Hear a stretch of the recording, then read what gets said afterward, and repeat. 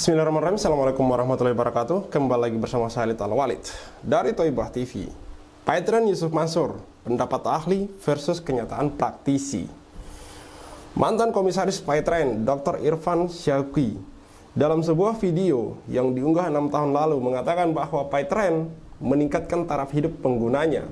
Sebaliknya, Poniman, mantan leader Python yang telah merekrut kurang lebih 100.000 anggota Python, mengatakan hanya 10 dari 100.000 pengguna Python yang sukses dan lebihnya tidak dapat manfaat apa-apa. Hari ini Python terbukti terpuruk. Siapa yang lebih dipercaya? Kalau saya pribadi, saya disclaimer di awal video ini, saya lebih percaya Poniman karena berdasarkan beberapa hal yang saya temui di lapangan, misalkan hasil wawancara kami dengan beberapa mitra Python dan hasil temuan kami di media sosial, di channel YouTube misalkan, yaitu apa yang digali oleh Bapak Darso Arif mengenai karyawan Python yang bahkan tidak digaji, teman-teman. Beberapa waktu lalu, di awal-awal tahun 2023, itu Python sempat menyanggupi untuk kemudian mencicil gaji karyawan yang tertunda, gaji karyawan Python yang tidak dibayarkan gitu. Namun kenyataannya Python ingkar janji, hanya sekali doang dicicil. Pembayaran pertama saja dibayar, namun cicilan berikutnya tidak dilunasi, padahal itu adalah hak dari karyawan Python. Dari sini saja kita bisa mengambil kesimpulan bahwa Python ini hanyalah sebuah wadah yang kemudian di hari-hari ini terbukti ini merugikan orang banyak, teman-teman. Kami mewawancarai seseorang bernama Ibu Tugi. Dia juga member Python Platinum gitu. Sampai sekarang dia mengatakan bahwa sampai hari ini dia belum mendapatkan apa-apa yang dulu diiming-imingi oleh Python gitu. Belum lagi kami melihat wawancara Pak Darso Arif dengan seorang wanita bernama Ibu Aisyah. Yang mana dalam wawancara tersebut Ibu Aisyah ini mengatakan bahwa dia ini mantan seorang pegawai bank tertentu yang kemudian keluar dari bank tersebut karena ingin masuk ke Python, lalu kemudian dia masuk ke dalam Python yang kenyataannya dia tidak digaji kurang lebih sampai 20 bulan. Yang kalau Ibu Aisyah itu total itu tembus angka miliaran, teman-teman. Total dari gaji Ibu Aisyah yang belum diberikan kepada dia gitu. Mulai dari karyawan hingga mitra Python yang kemudian banyak merasa dirugikan. Dari sini saya bisa mengambil kesimpulan bahwa Python ini cenderung lebih banyak merugikan ketimbang menguntungkan gitu. Seperti apa yang dikatakan oleh Pak Poniman, dari 100.000 hanya 10 orang yang kemudian bermanfaat. Kalau mungkin Dr. Irfan Syauqi mengatakan bahwa Python itu meningkatkan taraf hidup, ya mungkin yang dimaksud adalah meningkatkan taraf hidup 10 orang ini. Karena dari video cuplikan yang ditampilkan oleh Thaibah TV, di situ dia tidak menyebut persentase jumlah berapa yang diuntungkan dari mitra Python ini. Misalkan dari 100 orang, berapa jumlah yang diuntungkan atau yang kemudian tidak mendapat manfaat apa-apa. Di situ dia hanya bilang, jika Anda bergabung dengan Python, kemudian Anda akan mendapatkan manfaat atau meningkatkan atau Python ini meningkatkan taraf hidup dari member Python. Member Python yang mana dulu? Karena ada juga di sebuah video saya melihat, yang itu juga saya tampilkan di channel YouTube ini, Cahaya Islam, bahwa Python ini tidak lain dan tidak bukan hanyalah sebuah MLM yang kemudian menggunakan sistem skema Ponzi, yang mana ini yang diuntungkan adalah orang-orang yang atas gitu, yang mana yang bawah tidak mendapatkan apa-apa. Dan ini bisa kami hubungkan dengan beberapa mitra Python yang kemudian kami wawancarai. Mereka mengatakan mereka tidak mendapatkan apa yang dijanjikan selama ini oleh Python. Bahkan aplikasi Python yang kemudian mereka sudah top up di sana, sudah menyetorkan sejumlah duit, itu kemudian tidak bisa diapa-apakan alias tidak bisa dibuka, teman-teman. Ini miris. Makanya saya tadi mengatakan bahwa saya cenderung lebih mempercayai Pak Poniman yang memang sudah terjun di lapangan, yang berhasil merekrut kurang lebih 100.000 downline. Artinya dia tidak bicara omong kosong, teman-teman. Mari kita simak video Pak Darso Arif berikut ini, video dari channel Thaibah TV, teman-teman. Nah, indeks kesejahteraannya naik secara signifikan 14,2%. Itu di Medan. Jadi artinya perubahan ke arah yang lebih baiknya itu luar biasa. Lanjut. Nah, jadi intinya bahwa studi yang kita lakukan dan ini bisa dipertanggungjawabkan secara ilmiah membuktikan bahwa mitra mengalami peningkatan baik dari sisi spiritualitas, dari sisi kondisi rupiah maupun dari sisi pendapatan. Karena itu saya berani katakan, saya berani simpulkan, paytrade adalah salah satu jalan untuk mencapai kesejahteraan. Waalaikumsalam. Alhamdulillah hari ini kita berkumpul di sini dalam rangka syukuran atas tidak terpilihnya Jam'an Nur Khatib Mansur alias Yusuf Mansur sebagai anggota DPR. Saya juga sangat bersyukur karena kalau beliau sempat duduk di DPR sangat khawatir tentunya. Karena yang notabene awal kami gabung Paitran itu sebagai guru agama kami, sebagai akan mensukseskan kami usaha, tetapi di akhir perjalanan saya pribadi sudah sangat sukses waktu itu, tetapi di grup saya itu hanya 10 orang lainnya menderita. Dari berapa banyak orang, Pak? Sekitar 100.000 orang. 100.000 orang? 100.000 orang. Masya Allah. Ada ibu-ibu janda, bapak-bapak yang kepingin termotivasi. Nanti kalau ikut Paitran, bla bla bla bla. Penghasilannya sekian. Cuma 10 orang, Pak? Ya sekitar 10 orang. Iya, ya. Yang lainnya menderita dan rata-rata yang gabung yang 10 juta itu duit boleh minjam. Boleh minjam. Dan Pak Darso pernah ketemu juga. Iya. Bagaimana mereka menjeritnya, uang boleh minjam, hasil enggak, karena termotivasi oleh bahasa beliau. Kayak saya di sini, ya dengan utamanya umroh merdeka, Pak. Iya. Itu per orang di bawah satu banyak, ada beberapa orang yang berapa ratus orang itu setorannya kan 3,5 juta. Iya. Booking seat saja sudah 3,5 juta ya untuk umroh merdeka itu. Kenapa kita tidak melanjutkan Ya. booking umroh terus ingin umroh? Begitu kami masuk ke ranah cicilan, harga itu lebih mahal, Pak, dari harga-harga biasa. Iya, iya. Yang biasa dulu kalau nggak salah sekitar 20 juta pada saat tahun 2017. Iya. Tapi di grupnya Pak Ustadz itu sekitar 30 lebih. 30 Jadi juta. kami nggak langsung melanjutkan. Harga normal berapa? Normal 20-an, Pak. 22. Tahun itu. Tahun itu. Iya. Iya. Yusuf Mansur 30 lebih. 30 lebih. Akhirnya kami semua tidak ada store kembali gitu loh. Hanya booking seat. Tetapi sampai sekarang dengan jumlah kurang lebih 7.000 orang. Kalau kali 3,5 juta kira-kira 24 miliar. 7.500 kurang sedikit. Kalau dikalikan kurang lebih 24. dikalikan yang setoran paling sedikit saja booking sih kan 3,5 juta. Dikalikan sekitar 26 miliar lah. cukup luar biasa, Pak. Iya. Cukup luar biasa. Banyak sekali orang sangat menderita gara-garanya. Karena kami sering dulu dikejar, Pak, saya minta tanggung jawabnya karena saya di bawah Bapak. Saya bilang, tanggung jawab seperti apa? Jangan Bapak sebagai leader. Ya, tapi kan semua duitnya ke sana. Iya. Ya dengan berat hati kadang-kadang kan saya pas waktu itu ada duit juga, datang ya saya ongkosin itu, Pak. Bukan saya, kan uang-uang dari dia juga, artinya dari grup kami gitu. Iya.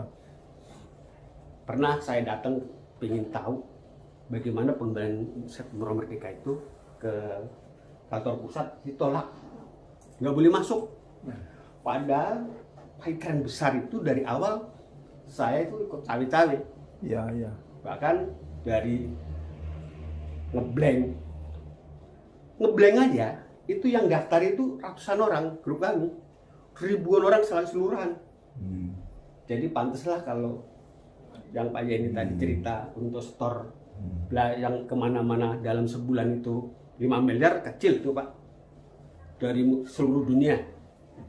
Karena saya tahu persis itu dari mana-mana Pak, karena kan pakai YouTube Pak, Ya.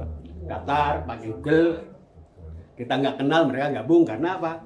Bahasa dari Pak Ustadz, terpancing, daftar, yang 10 juta nggak ada hasil, akhirnya nuntut ke kami Pak. Ya saya jawab aja karena memang duitnya nggak di kami, gitu. Iya. Itu aplikasi.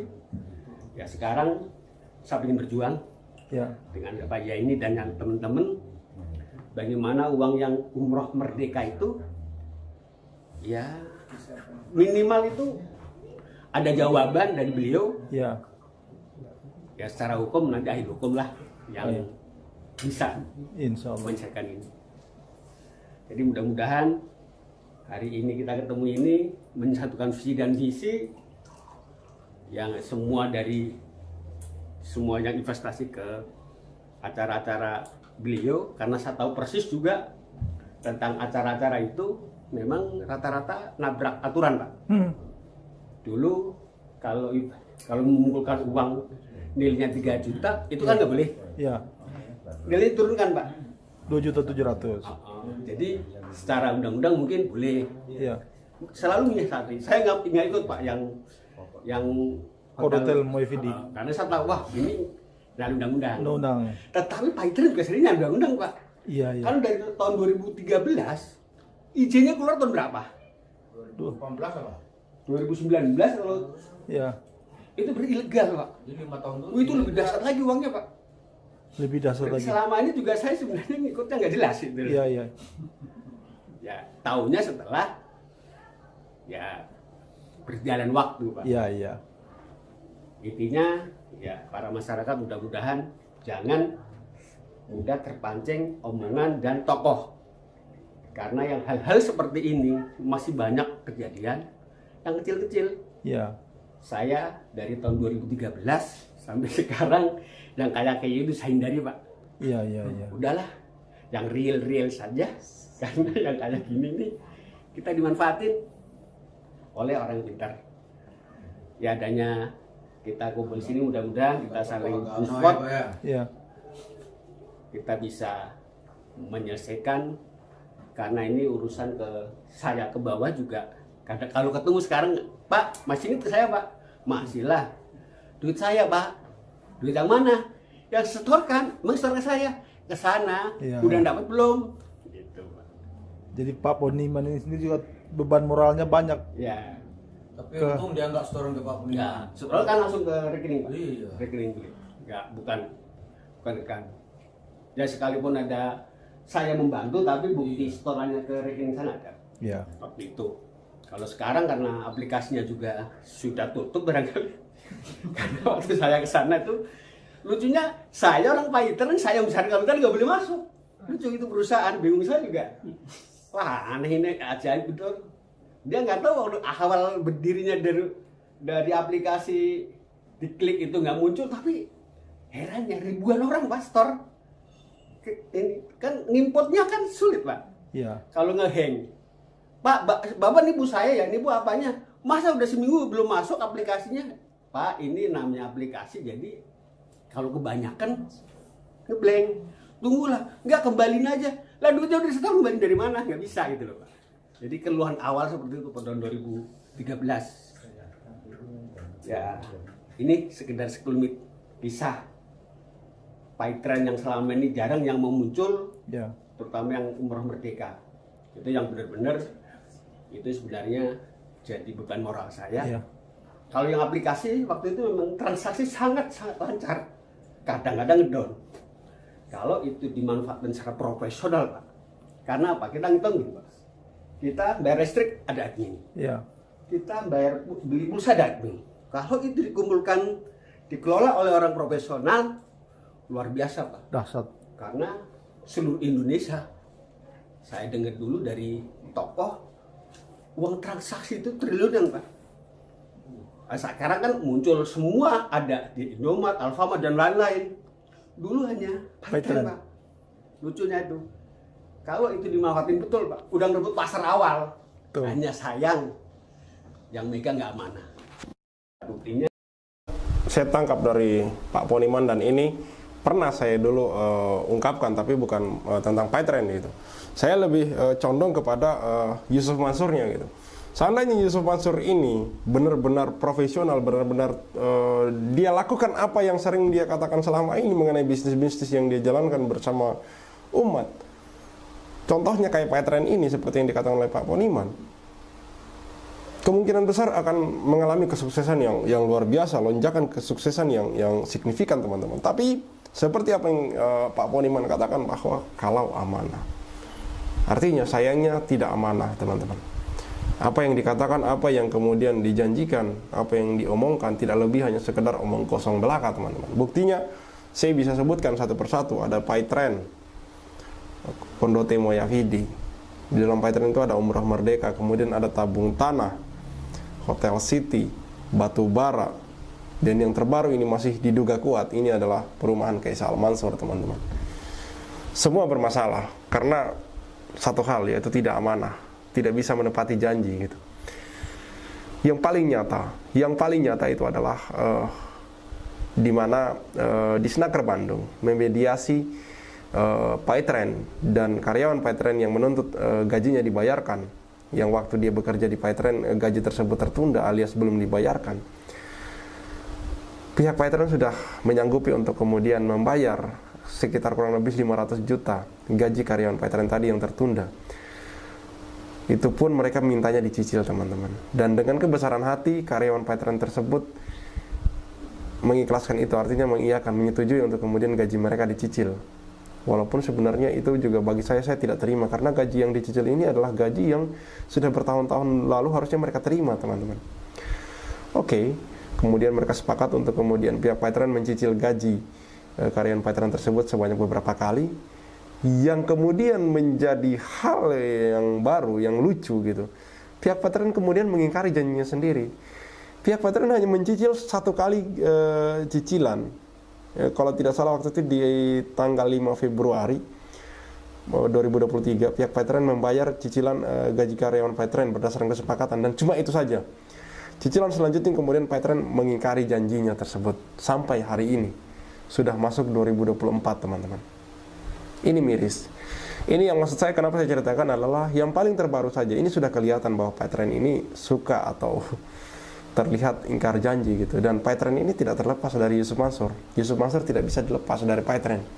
Mereka adalah dua hal yang tidak mungkin bisa dipisahkan. Karena berbicara Paytrend, orang pasti tahunya Yusuf Mansur. Dan memang banyak video-video Yusuf Mansur beredar di waktu lalu mengkampanyekan atau mengiklankan Paytrend. Artinya bagi saya bahwa orang yang paling bertanggung jawab atas tindak tanduk dari Paytrend ini, atas orang-orang yang kemudian muncul dan mengatakan bahwa mereka dirugikan oleh Paytrend, adalah Yusuf Mansur, yang orang yang paling bertanggung jawab untuk Paytrend ini. Dan di mana Yusuf Mansur hari ini? Nothing, tidak berbuat apa-apa. Sekedar muncul untuk meminta maaf kepada orang-orang yang dirugikan saja dia tidak lakukan teman-teman. Apalagi kemudian mau mengumpulkan orang-orang ini kemudian mengganti rugi uang-uang mereka. Bagi saya, melihat tingkah pola Yusuf Mansur selama ini, bagi saya itu sepertinya jauh panggang dari api. Artinya itu sudah terlihat mustahil kalau kemudian hukum tidak bergerak untuk mengejar dia gitu. Maka di akhir video ini saya harapkan agar pihak-pihak berwenang, pihak-pihak yang mempunyai kuasa, pihak-pihak yang mempunyai kemampuan untuk kemudian memanggil Yusuf Mansur atau kemudian untuk mengurusi masalah ini, menyelesaikan masalah ini, mempertemukan Yusuf Mansur dengan para korban atau bagaimanapun caranya. Saya harap kemudian untuk memberi perhatian penuh untuk kasus-kasus yang beririsan dengan Yusuf Mansur ini, agar kemudian orang-orang ini merasa ada yang perhatikan teman-teman. Mereka sudah lontang-lantung ke sana kemari untuk menuntut haknya, namun sampai hari ini sudah bertahun-tahun lamanya hak tersebut belum kembali ke tangan mereka. Maka sekiranya ada orang yang mampu kemudian menjadi mediator, atau pihak kepolisian yang melihat video-video dari wawancara dari para korban yang kemudian mau memberi perhatian penuh, kami ucapkan terima kasih, dan semoga Allah membalas perbuatan kalian jika kalian mau melakukan itu. Karena saya rasa sudah beberapa tahun ini orang ini tidak tersentuh hukum dan masih asik-asik saja dengan pencitraan yang dia lakukan di media sosialnya. Cukup sekian dari saya, Khalid Al-Walid. See you on the next videos.